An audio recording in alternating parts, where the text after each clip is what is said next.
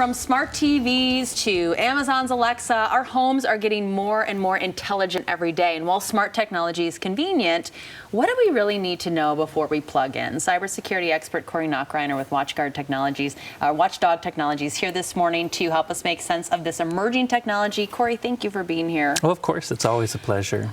So we've heard more and more in the news about smart devices, smart TVs, Amazon's Alexa, even our own cell phones. Are they hearing more than we think they are hearing? Because this is kind of freaking us out a little bit.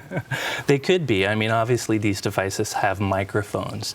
The good news is it depends device per device. So for a lot of TVs, you have to press a button before they listen to you.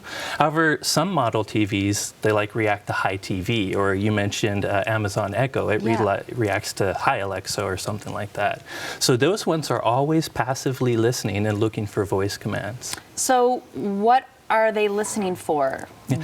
Well, the good news is I don't think the manufacturers are out to get you. For the most part, they're listening to the actual command. They're looking for Hi Alexa, and that's when they'll listen to what you say, they'll send it off to the vendor and sometimes the third party to interpret. You know, you might have said, how do I find new shoes? And they'll interpret that and send it back to you. They're trying to sell us stuff. They're trying exactly. to make money. So they're using a lot of the data for marketing and to respond to your commands. Now, the issue is these are computers, so they can be hacked. And in many cases, things that have a microphone have been hacked, and they use the microphone or the camera to do other things. So what do we need to do if we buy a smart TV or a smart device and put it at our home? What do we need to do to safeguard these devices from becoming hacked?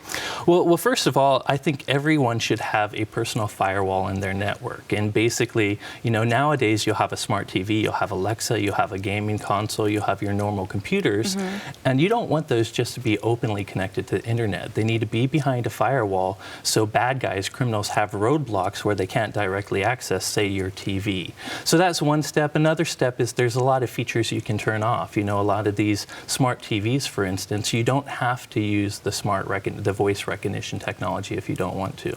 I guess my question about that is, you know, when we have our television or our cable or our internet set up, someone comes over, they set it up, and they leave, and that's the end of it. So how do I know if I have a firewall? How do I install something like that? So that's a good question. Usually your ISP, the easiest way is ask your ISP or internet service provider, the person that set it up. Okay. Often they'll have like an extra $5 a month where they'll turn one on for you. Usually the device they use to connect you to the internet has a built-in firewall, so they can provide you instructions for accessing it and setting it up.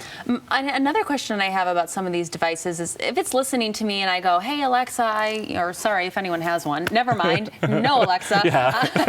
Don't do that. If I tell Alexa something, is the company collecting that data? Where does it go? What do they do with it? For sure. I mean, they're collecting it for marketing purposes. If you use specifically the Echo, you can actually go to a page and actually see your entire search history, everything you've asked it. That's crazy. Now, it is. Now, you can delete it, though, too. Okay. The good news, for TVs, one thing you might not know about a smart TV is most TV manufacturers have something called automatic content recognition.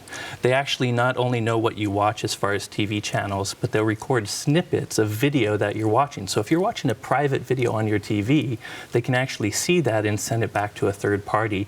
They're really trying to figure out what you're watching so they can market to you, but it contains private information too in some cases. Right, and these days that freaks a lot of people out. For sure. I guess the question is just asking more questions, understanding what you put in your home before you put in there. One big thing, it's not the easiest device, end user license agreements. Anytime you set this up, there's this long agreement you have to sign off to, and almost no one reads them.